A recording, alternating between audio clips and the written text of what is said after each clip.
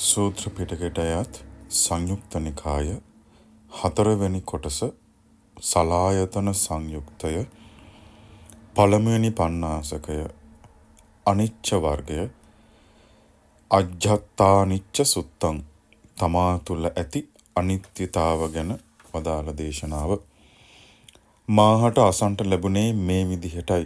එක් සමයක භාග්‍යවතුන් වහන්සේ වැඩ සිටියේ සවැත් නුවර ජේතවන නම් වූ අනේපිඬු සිටුතුමාගේ ආරාමයේ. එකල්හි භාග්‍යවතුන් වහන්සේ පින්වත් මහණෙනි කියා භික්ෂූන් අමතා වදාළා. ඒ භික්ෂූහු පින්වතුන් වහන්සේ යයි කියා භාග්‍යවතුන් වහන්සේට පිළිතුරු දුන්නා. භාග්‍යවතුන් වහන්සේ මෙම දේශනාව වදාළා. පින්වත් මහණෙනි, ඇස යනු අනිත්‍ය දෙයක්. අනිත්‍ය වූ යමක් ඇද්ද ඒක තමයි දුක. දුක් වූ යමක් ඇද්ද ඒක තමාගේ වසඟයේ පවත්වන්නට බෑ, අනාත්මයි. අනාත්ම වූ යමක් ඇද්ද අන්න ඒ දෙය මෙය මගේ නොවේ, මෙය මම නොවෙමි, මෙය මාගේ ආත්මය නොවේ කියා ඔය අයුරින් දියුණු කළ ප්‍රඥාවෙන් යථාර්ථය දැක්ක යුතුයි. පින්වත් මහණෙනි, කන යනු අනිත්‍ය දෙයක්. අනිත්‍ය වූ යමක් ඇද්ද ඒක තමයි දුක. දුක් වූ යමක් ඇද්ද ඒක තමාගේ වසඟේ පවත්වන්නට බෑ, අනාත්මයි. අනාත්ම වූ යමක් ඇද්ද අන්න ඒ දෙය මෙය මගේ නොවේ, මෙය මම නොවෙමි, මෙය මාගේ ආත්මය නොවේ කියා ඔය අයුරින් දියුණු කළ ප්‍රඥාවෙන් යථාර්ථය දැක්ක යුතුයි. පින්වත් මහණෙනි, නාසය යනු අනිත්‍ය දෙයක්. අනිත්‍ය වූ යමක් ඇද්ද ඒක තමයි දුක. දුක් වූ යමක් ඇද්ද ඒක තමාගේ වසඟේ පවත්වන්නට බෑ, අනාත්මයි. අනාත්ම වූ යමක් ඇද්ද අන්න ඒ දෙය මෙය මගේ නොවේ, මෙය මම නොවෙමි, මෙය මාගේ ආත්මය නොවේ කියා ඔය අයුරින් දියුණු කළ ප්‍රඥාවෙන් යථාර්ථය දැක්ක යුතුයි.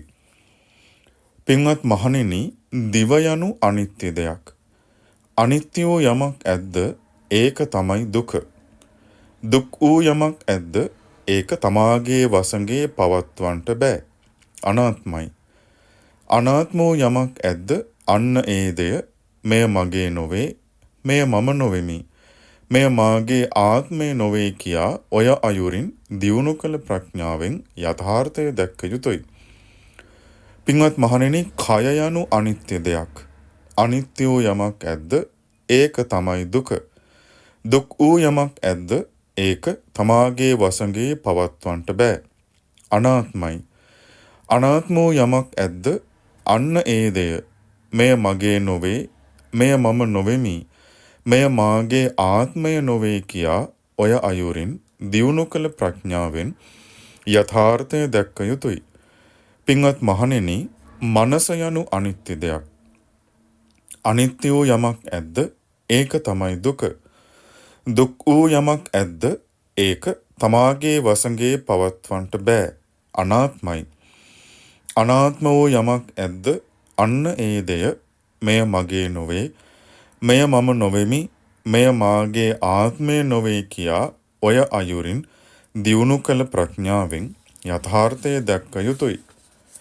පින්වත් මහණෙනි, ශ්‍රුතවත් ආර්ය ශ්‍රාවකයා ඔය අයුරින් දකින විට ඇස කෙරෙහිත් කලකිරෙනවා, කන කෙරෙහිත් කලකිරෙනවා, නාසය කෙරෙහිත් කලකිරෙනවා, දිව කෙරෙහිත් කලකිරෙනවා, කය කෙරෙහිත් කලකිරෙනවා, මනස කෙරෙහිත් කලකිරෙනවා. කලකිරුණු විට ඒ කෙරෙහි තිබුණු ඇල්ම නැතුව යනවා. ඇල්ම නැතිවීම නිසා එයින් නිදහස් වෙනවා.